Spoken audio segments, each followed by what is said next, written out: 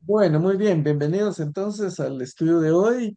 Hoy tenemos, bueno, como hemos mencionado en los últimos estudios, estamos en la recta final, estamos en el mensaje central del Evangelio, porque hoy vamos a ver eh, la, la primera parte, podríamos decir, eh, o bueno, realmente si nos da tiempo, vamos a ver todo el tema de la crucifixión de Jesús, de su muerte en la cruz del Calvario, que todos los evangelios, todo el Antiguo Testamento, todas las escrituras giran alrededor de lo que vamos a ver hoy, del pasaje de hoy, del sacrificio de Cristo, y pues un sacrificio que cambió a la humanidad por completo, que gracias al cual estamos aquí, gracias al cual somos justificados, gracias al cual somos salvos por su gracia, gracias al cual no tenemos que pagar nosotros en la cruz por nuestros pecados, porque somos nosotros los que deberíamos de pagar, pero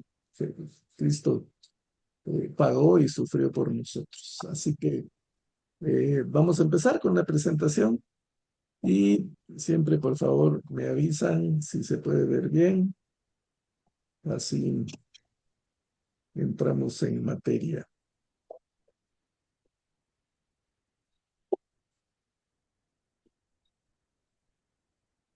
¿Sí se ve, hermanos?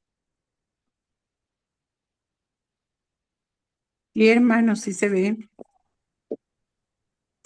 Bueno, gracias. Bueno, entonces, hoy vamos a ver la burla, la humillación del Rey de Reyes y Señor de Señores. Así le pusimos Ya por. estaba súper bueno. No, porque más tarde no hay 2 días. ¿Hasta dónde fuiste? Hasta allá, hasta por la iglesia. Sí. Eh, les No sé agradecer qué. poner sus micrófonos, hermanos. Yo pensé que había sido hablar con el Señor. No. Ya lo Bueno, hubiera llamado para quedar con él, para cómo andabas a hablar con él, porque mira, pasar otra semana, no van a comprar nada, ya no van a hacer nada. Ponerle atención a eso. ¿Ah? no hay interrupción aquí. Vamos a solucionar esto. Bueno, ahora sí.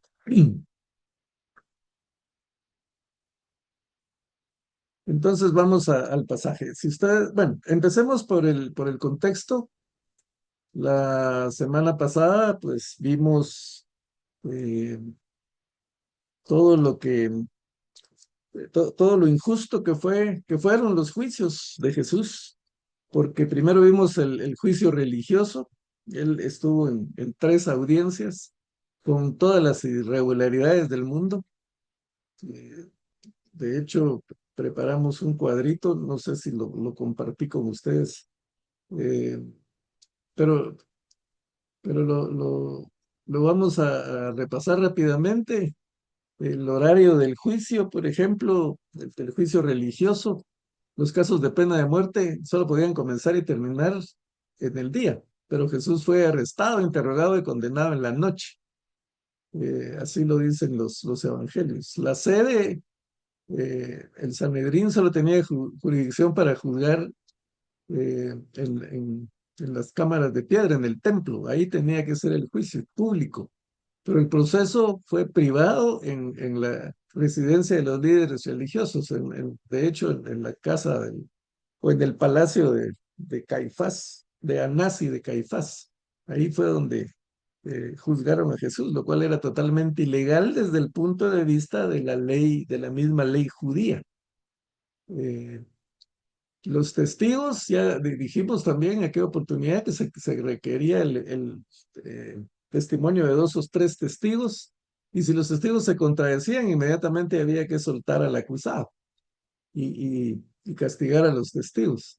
Se contradijeron los testigos abiertamente y de todos modos no soltaron al acusado, a Jesús, ni condenaron a los testigos.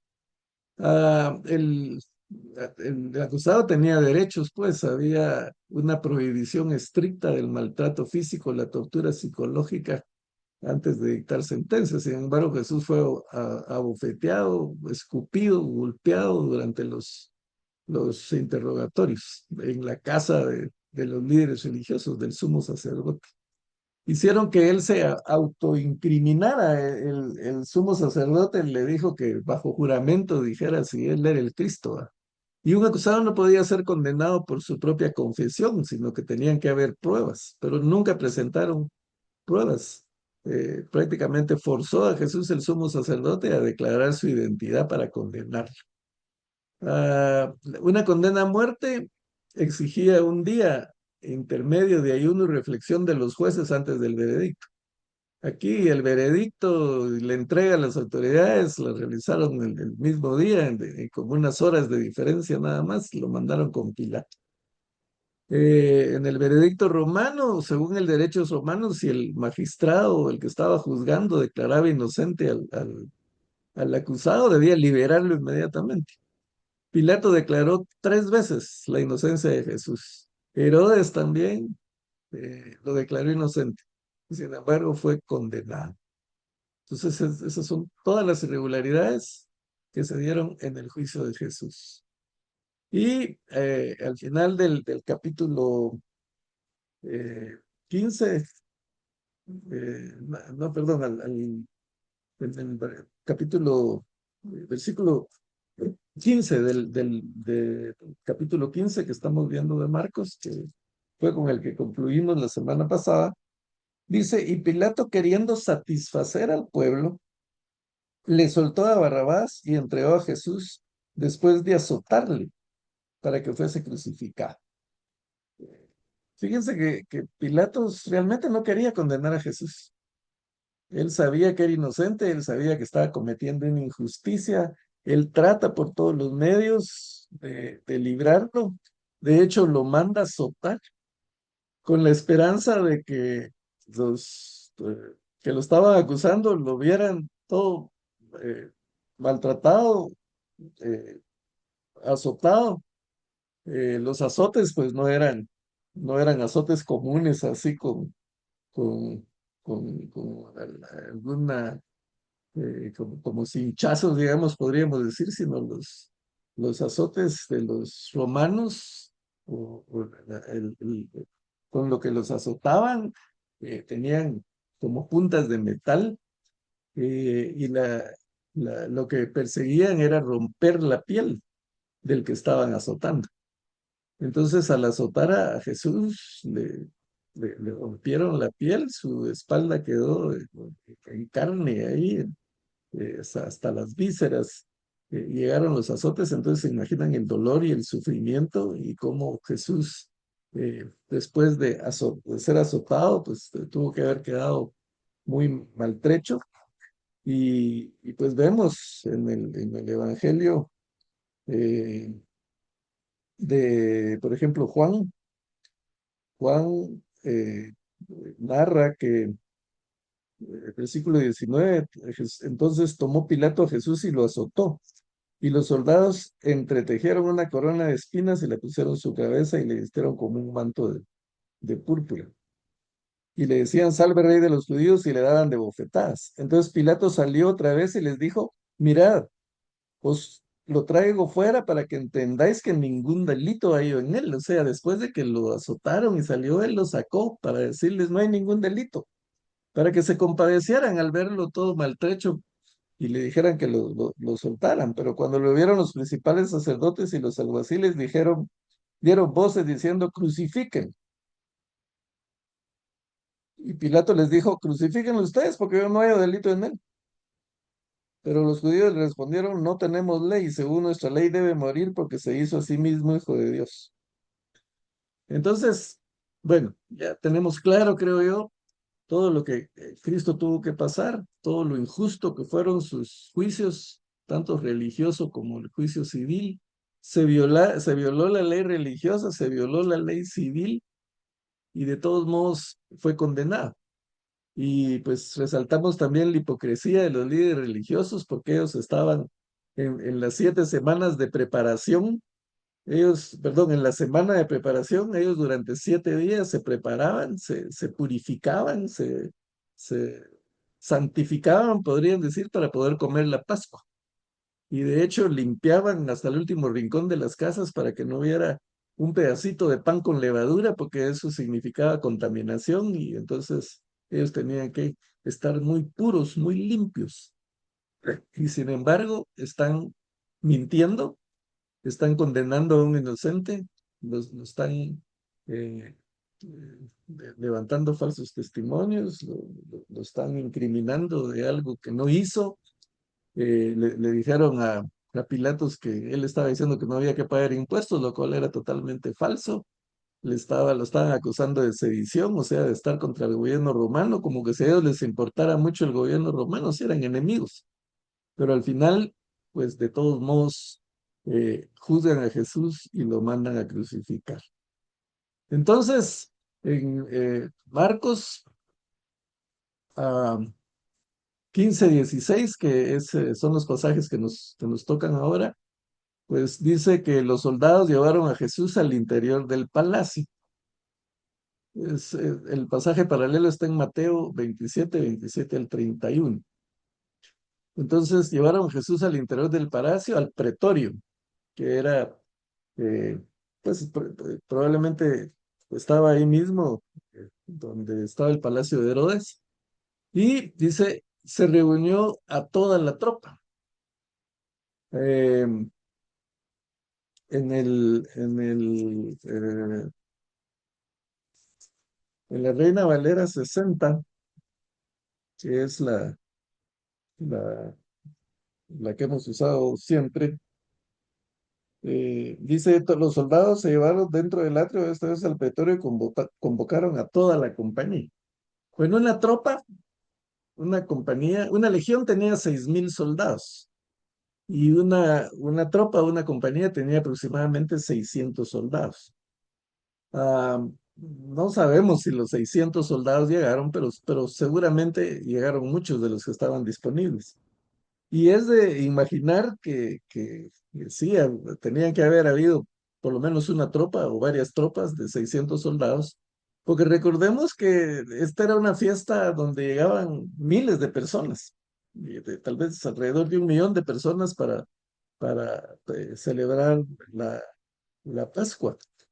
Entonces, los romanos tenían que guardar el orden. La función de Pilato era mantener el orden, que no hubieran disturbios. Entonces, pues seguramente tenía muchos soldados ahí, eh, preparados para eh, pues, evitar cualquier disturbio, cualquier cosa y mantener el orden. Entonces, ha de haber habido un llamado ahí de los soldados, de los que estaban, vengan todos, vengan muchachos, vamos a burlarnos del rey.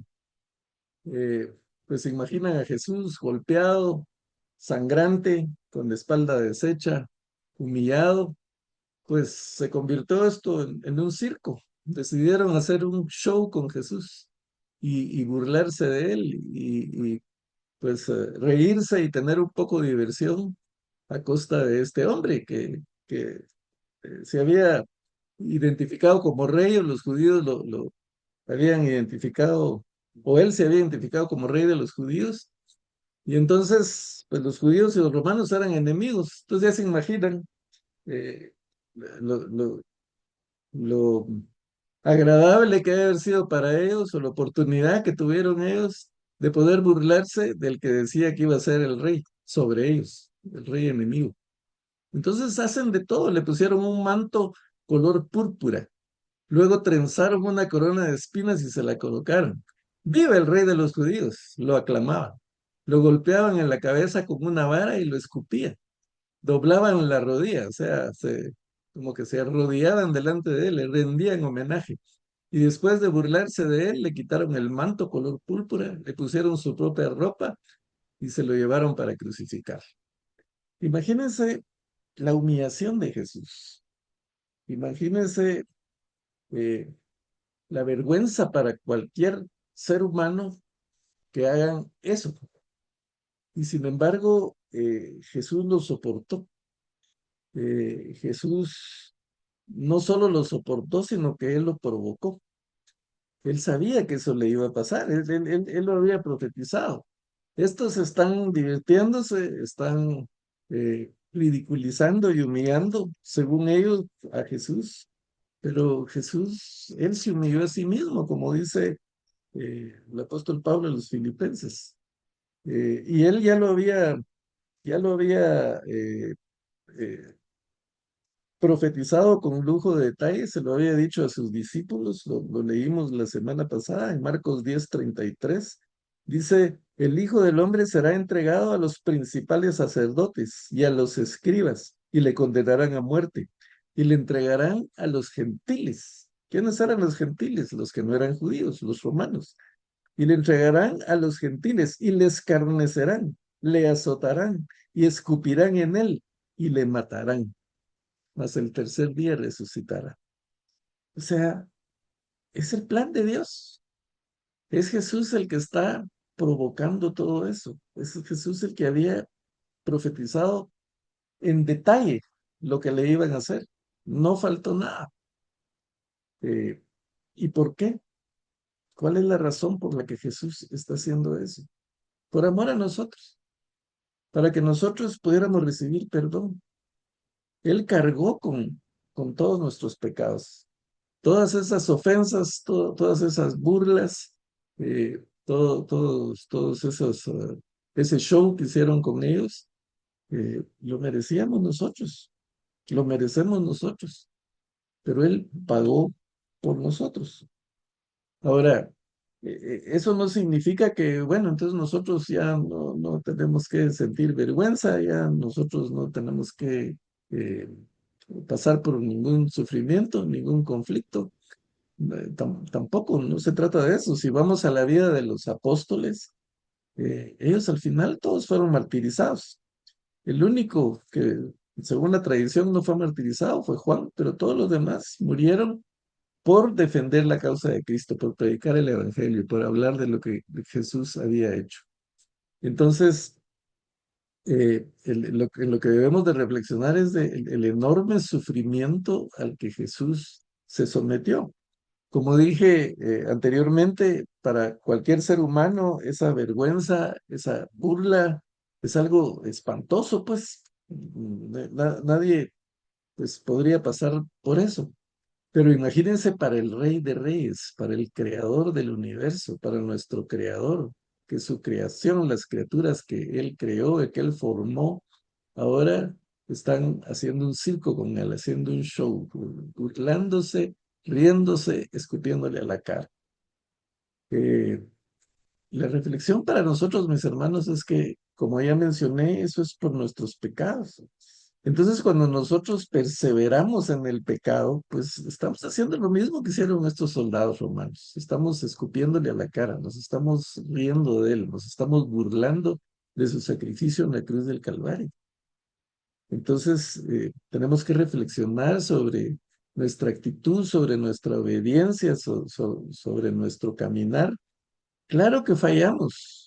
El que dice que no ha pecado, dice la Biblia, es mentiroso y hace mentiroso a Dios. O sea, somos seres caídos, pues, desde la caída de Adán y Eva, pues nosotros somos pecadores. No hay justo ni aun uno, dijo el Señor. Pero como dice el apóstol Pablo, perseveraremos en el pecado para que la gracia abunde. De ninguna manera. Nuestra lucha diaria es contra el pecado, para no caer en el pecado. Nuestra lucha diaria es por mostrarle al Señor un poco de todo el amor que Él mostró por nosotros, porque cuánto nos valora para que pudiera hacer todo eso, para que pudiera derramar su sangre de esa manera, para que pudiera aguantar ese sufrimiento. Una vez oí a un médico relatar desde el punto de vista médico lo que Jesús sufrió y de verdad es para ponerse a llorar, pues, solo de pensar a toda la tortura que se sometió. Imagínense tener eh, la, la, la piel destrozada en la espalda, sangrando, como dije yo, hasta expuestas las vísceras, tener una corona de espinas en su frente, eh, ahí provocándole un inmenso dolor, y ese es solo el principio. no fue todo, hubo mucho más después de esto. Lo obligaron a llevar su cruz. Eh, Marcos es muy escueto en cuanto al relato de lo que Jesús pasó, va como que muy, muy rápido. Y si analizamos los demás evangelios, ninguno de los evangelistas relata en detalle lo que Jesús pasó. Primero porque no estuvieron ahí. Recordemos que todos salieron muy bien. El único que estuvo al pie de la cruz fue Juan. Y Juan fue fiel, él se menciona que estaba con Jesús. Eh, pero Juan tampoco relata todos los detalles, seguramente porque para ellos fue un trauma muy fuerte, un trauma psicológico de algo que pues sabían por lo que Jesús había pasado, pero no querían entrar en detalles para no traerlo otra vez a la mente. Cuando uno recuerda cosas tristes, vuelve a vivir la tristeza como que estuviera pasando otra vez por lo mismo. Cuando uno recuerda la muerte de un ser querido, pues es como que que volviera a morir la persona. Así reacciona el organismo. Lo mismo pasa con las cosas alegres, ¿verdad? Cuando recordamos algo alegre, nos volvemos a reír como que estuviera pasando en ese momento. Entonces yo me imagino que los discípulos no querían recordar, no querían volver a sentir la tristeza que habían sentido con la muerte de Jesús en la cruz y detallar todo el sufrimiento. Sin embargo, sabemos por lo que pasó, o tenemos una idea leve de lo que pasó, porque todo estaba profetizado.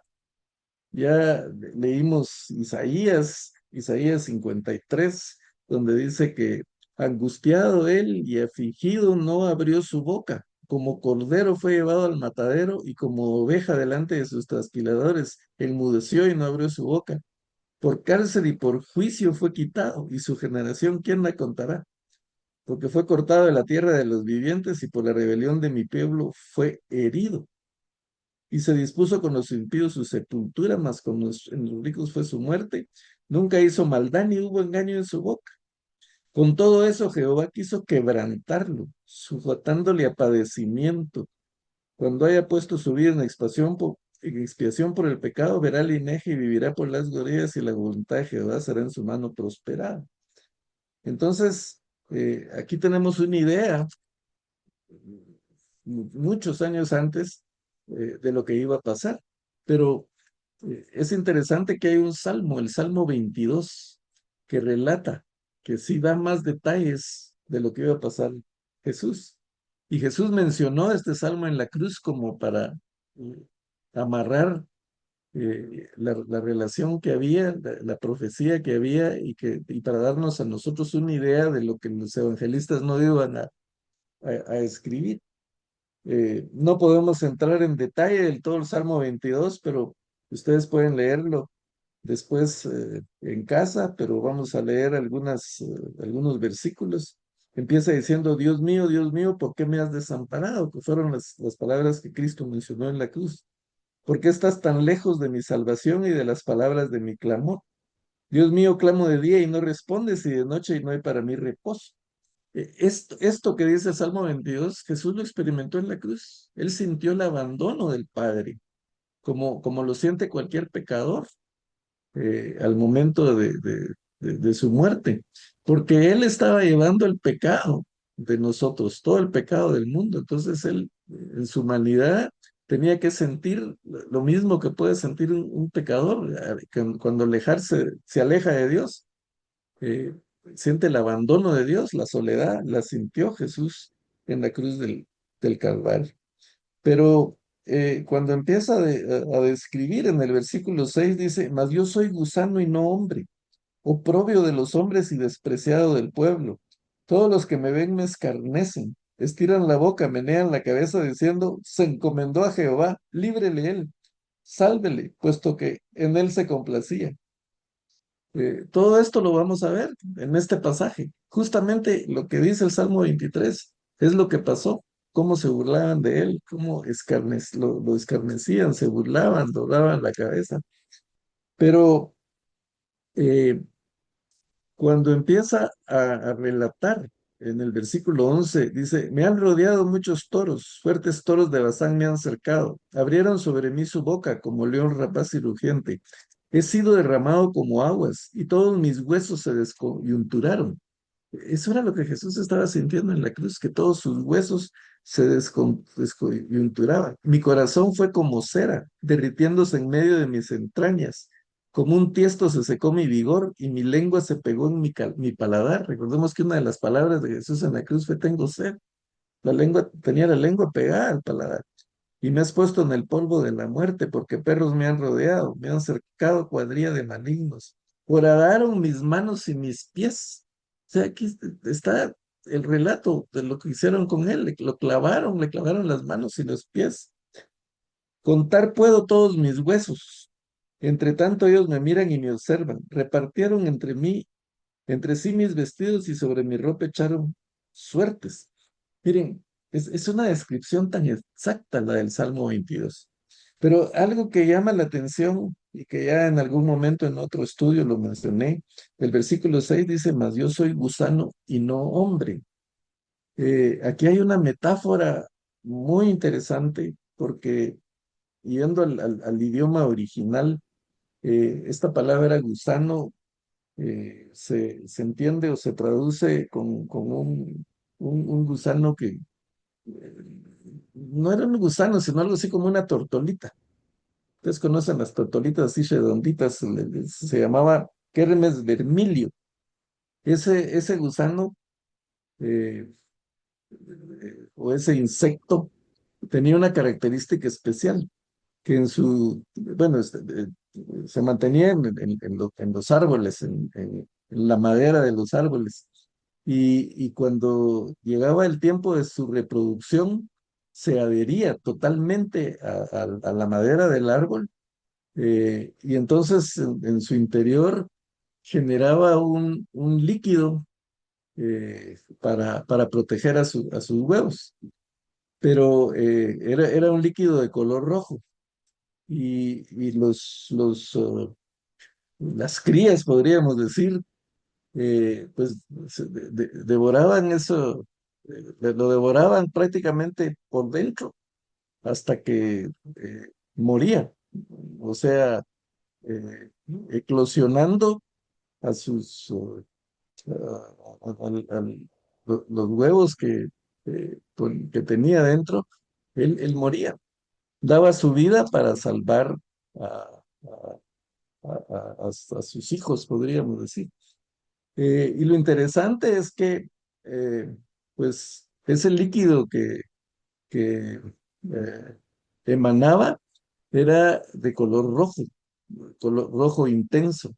Entonces de ahí sacaban el tinte rojo. Por eso le llamaban gusano escarlata, porque eso usaban para teñir la ropa.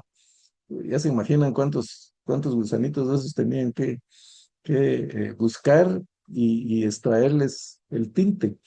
Y obviamente cuando arrancaban al animalito de la madera del árbol, pues quedaban la mancha roja, las manchas de sangre.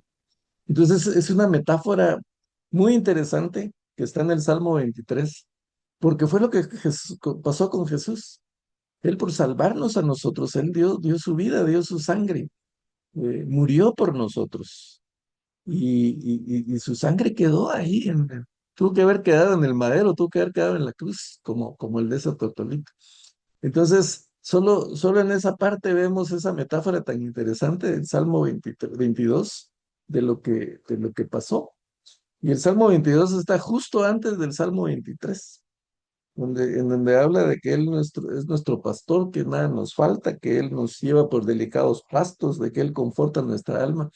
Él dio su vida para hacer eso por nosotros. Y pues no podemos pasar eso por alto.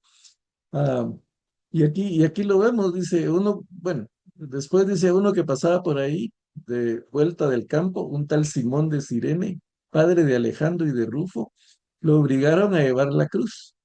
Condujeron al Jesús al lugar llamado Gólgotas, que significa lugar de la calavera. Le dieron vino mezclado con mirra, pero no lo tomó, y lo crucificaron. Repartieron su ropa, echando suertes para ver qué le tocaría a cada uno. Se está cumpliendo exactamente las profecías de la Escritura. Ahora hay un detalle interesante que relata Marcos y que habla de este personaje, Simón de Cirene, padre de Alejandro de Rufo. Y uno dice, bueno, ¿y quién es Alejandro? ¿Y quién es Rufo? ¿Y por qué Marcos precisamente pues se toma la molestia o incluye ese detalle?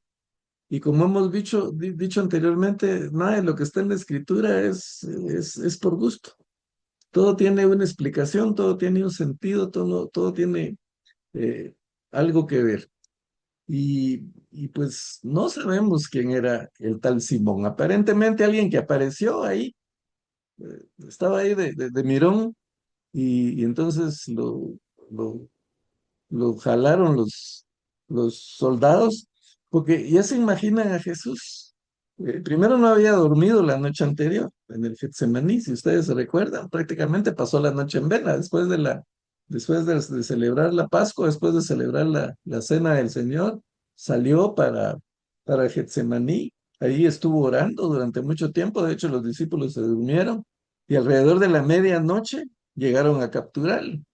Esa misma noche lo llevan a la casa de Caifás, a la casa de Anás, ahí lo juzgan, le hacen todas las audiencias y lo tienen ahí hasta el amanecer, porque como no podían, según la ley, no podían condenarlo de noche, esperaron que amaneciera para rectificar la condena, para que el Sanedrín pudiera rectificar la condena y entonces cuando amanece, no sé, alrededor de las 6 de la mañana, digamos, que amanece, entonces ya ratifican la condena, ya cumplen con su ley, con la ley judía, que había que condenarlo de día, e inmediatamente lo llevan con Pilatos.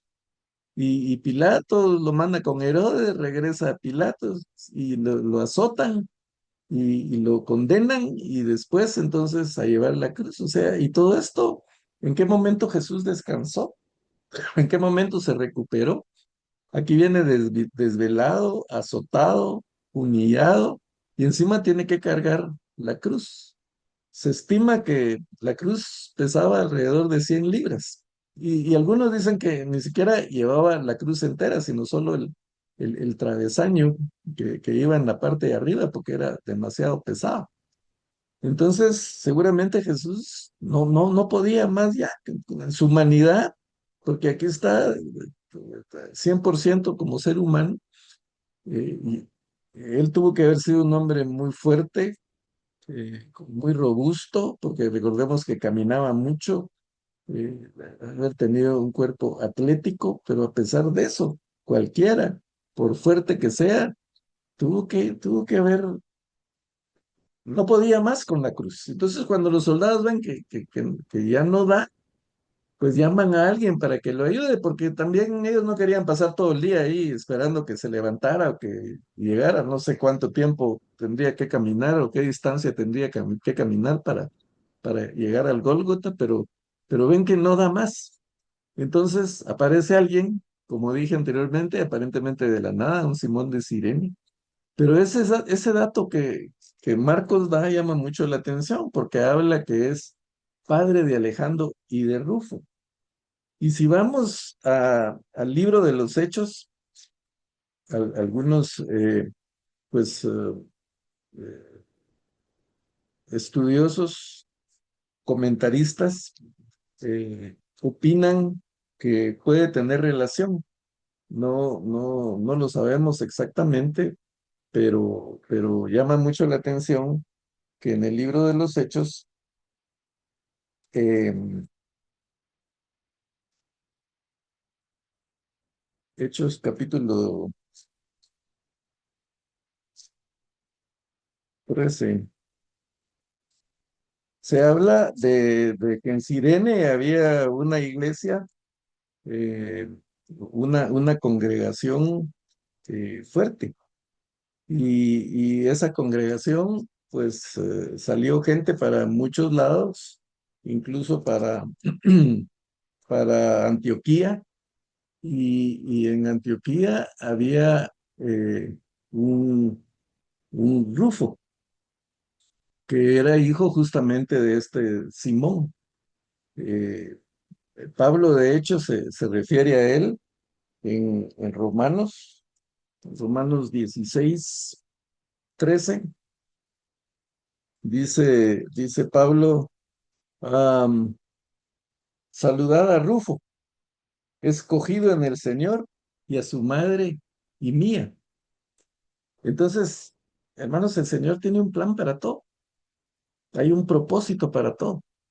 Este Simón de Cirene vio a Jesús en el peor momento de su vida. Eh, ya se imaginan cómo iba él físicamente, totalmente destruido. Y así lo conoce Simón. Pero por lo que vemos en el libro de los Hechos, pues este Simón se pudo haber convertido, eh, de ver a Jesús así, de poder ser testigo del inmenso sacrificio que Jesús estaba pasando. Y entonces después sus hijos, Alejandro y este Rufo, pudieron haber sido precursores de las iglesias, de la congregación de Cirene, de la congregación de Antioquía, y así fue como se fue esparciendo el evangelio. Entonces, para todo hay un propósito. Eso lo estoy especulando o pues lo he leído de algunos comentaristas, no está específicamente en la escritura, pero algún propósito tiene que haber por el que Marcos menciona el origen de este Alejandro o la descendencia de Alejandro. Porque generalmente cuando se hablaba de alguien, cuando en la Biblia hablan de alguien, se dice, pues sí, Mateo o Simón, hijo de fulano, se mencionan los padres, pero aquí Marcos menciona a los hijos.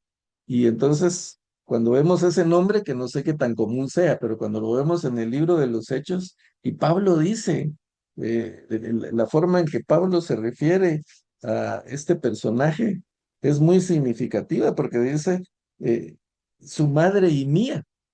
O sea, había una relación tan estrecha, tan fuerte entre Pablo y Rufo que lo considera su hermano y a la mamá de él la consideraba como que si fuera su madre. Entonces, pues todos esos detalles nos hacen reflexionar en cuanto a que el Señor tiene un propósito, aún en las peores circunstancias, aún en el mayor de los sufrimientos, aún en la peor de las vergüenzas o de las crisis, hay un propósito. Y a lo mejor nosotros no lo vemos o no lo vamos a ver, pero el Señor tiene sus planes y todo obra para bien. Pero entonces lo obligan a llevar la cruz y dice, repartieron su ropa, como ya leímos, y echaron suertes. Entonces eran las 9 de la mañana cuando lo crucificaron.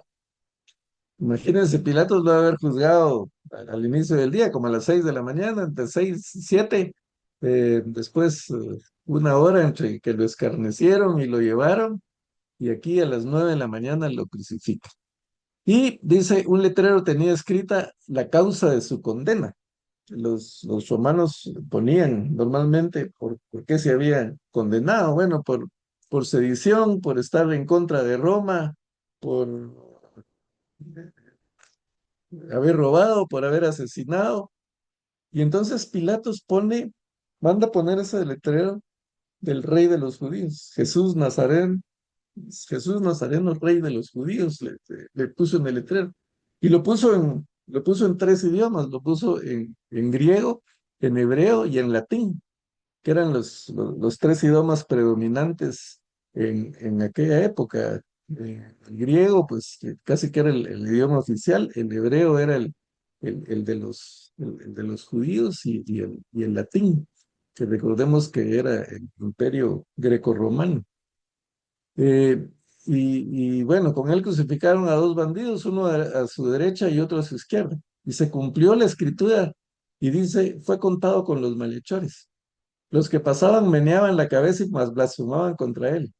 Tú que destruyes el templo y en 3 días lo reconstruyes, baja de la cruz y sálvate a ti mismo. Vemos que todo lo que el Señor profetizó se está cumpliendo exactamente al pie de la letra.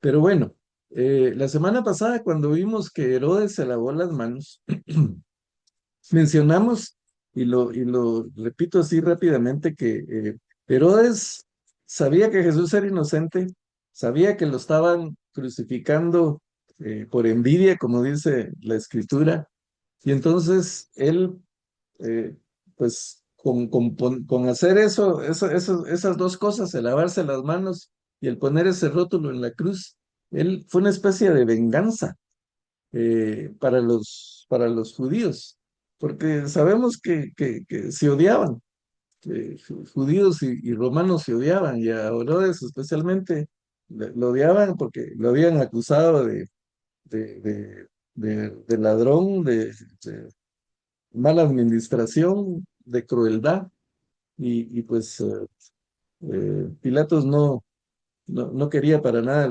a los judíos, y ahorita que él sabe que lo están manipulando, entonces él decide desquitarse.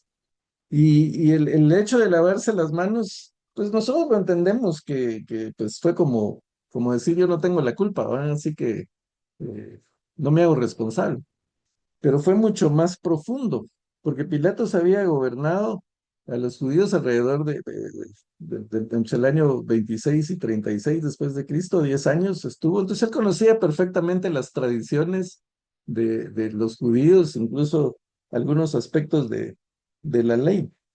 Pero específicamente el hecho de lavarse las manos tiene que ver con lo que los judíos y los religiosos especialmente creían. Para ellos el hecho de lavarse las manos era un símbolo de pureza, de purificación.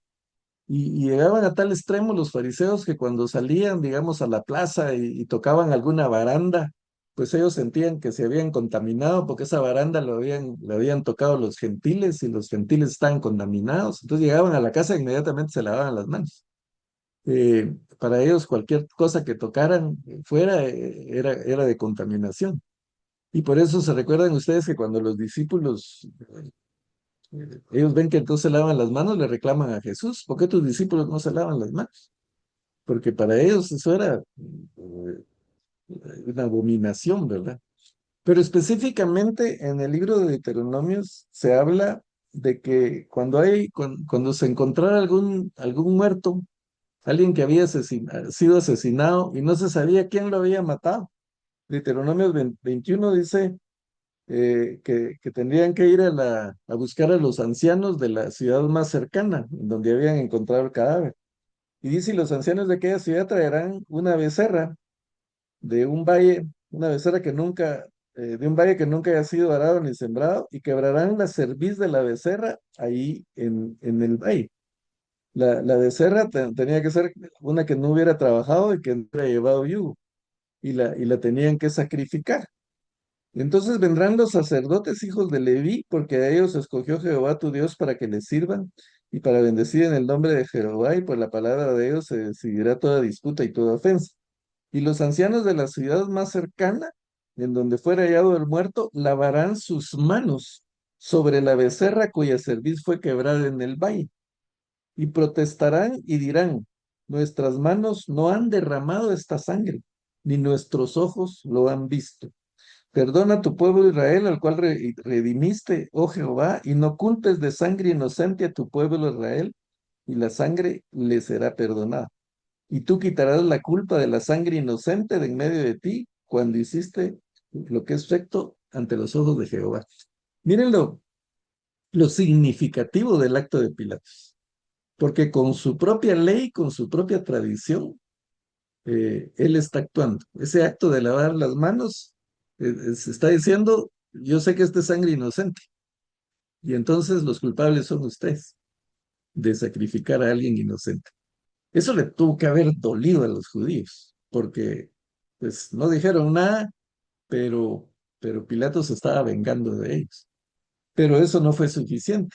El otro acto de venganza fue justamente el letrero que puso en la cruz de Jesús, porque la causa por la que están sacrificando a Jesús Él les puso ahí porque es rey, porque él es el rey de los judíos.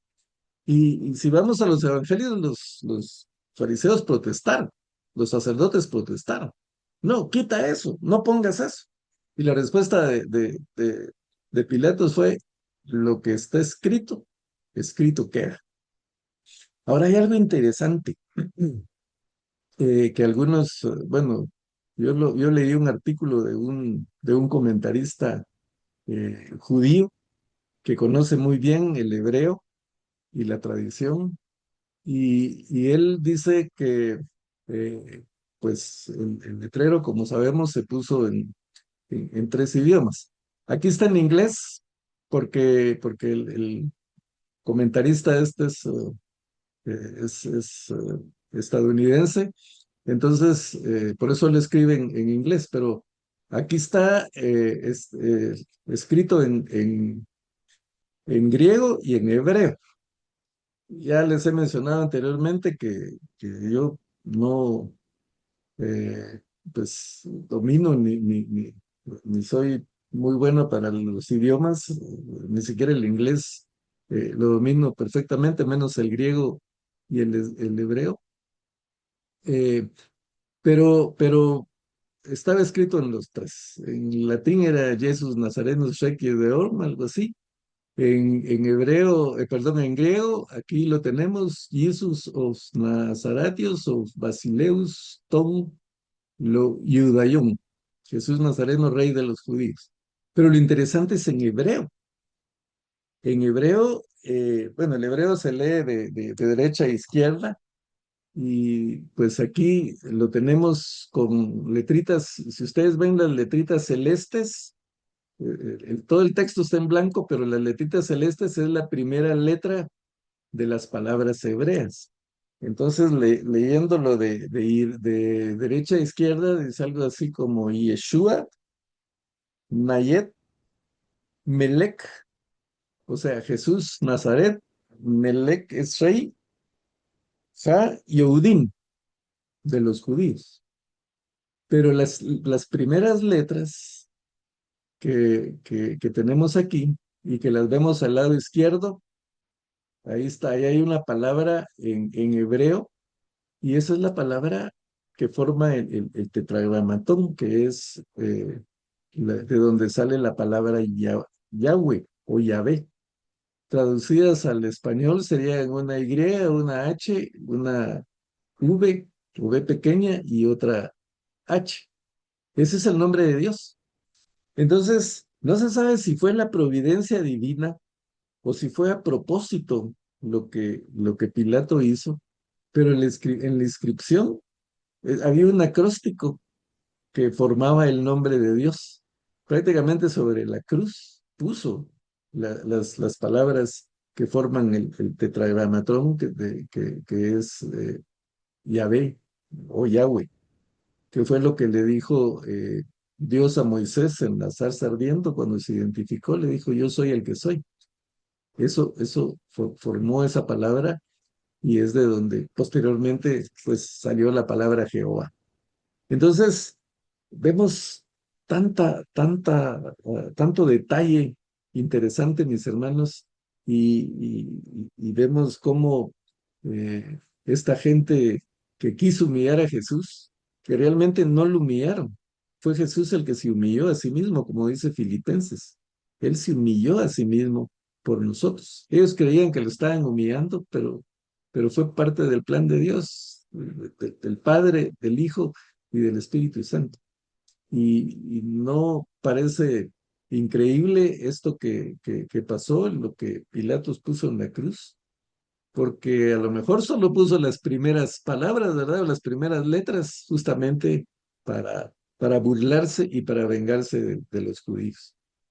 Pero bueno, los jefes de los sacerdotes, junto con los maestros de la ley, se burlaban y decía, salva a otro, pero no puede salvarse a sí mismo, lo que estaba en las profecías. Que baje ahora de la cruz ese Cristo, el Rey de Israel, para que veamos y creamos. También lo insultaban los que estaban crucificados con él. Bueno, aquí tenemos también cosas que comentar, pero por tema de tiempo no podemos hacerlo ya. estamos sobre el tiempo, pero regresamos la semana entrante sobre eso, a dar más detalles y a entrar al tema de la sepultura y la resurrección de Jesús, que también hay mucho aprendizaje en él. Pero la reflexión, mis hermanos, específicamente para el tema que vimos hoy, es que cuando nosotros eh, desobedecemos al Señor, cuando nosotros le volteamos la espalda al Señor, cuando nosotros estamos lejos de la voluntad de Dios y pecamos, estamos haciendo lo mismo que estas personas. Nos estamos burlando de su sacrificio, lo estamos teniendo en poco, estamos escupiendo a la cara como hicieron estos. Entonces, reflexionemos pues hagamos conciencia de cómo debe ser nuestra actitud. El sacrificio que él hizo fue un sacrificio de amor y lo menos que merece es que nosotros de la misma manera le amemos y evitemos por todos los medios ofenderlo, evitemos por todos los medios pues, rechazarlo, alejarnos de él. Y pues también podemos imaginar lo que significa para los que lo rechazan y lo que va a pasar con los que lo rechazan. Entonces eso nos debe motivar también para no quedarnos callados, para predicar el Evangelio, porque cuando guardamos silencio, pues también de alguna manera estamos avalando lo que estos hacen, porque tanto el que peca como el que calla, pues son responsables, somos responsables. Así que lo dejamos hasta aquí, hermanos, por hoy. Y pues, como mencioné anteriormente, con que podamos reflexionar y meditar sobre ese cruel, horroroso, espantoso sacrificio por el que Jesús pasó y pensar que pues todo eso lo hizo por amor a nosotros, pues yo creo que debemos valorar ese sacrificio. No, no es solo de, de sentir tristeza, ¿verdad? Que, ay, pobrecito, sino de realmente reflexionar sobre nuestra forma de vivir, sobre nuestra obediencia y sobre la forma en que estamos viviendo el Evangelio. Muy bien, comentarios, dudas.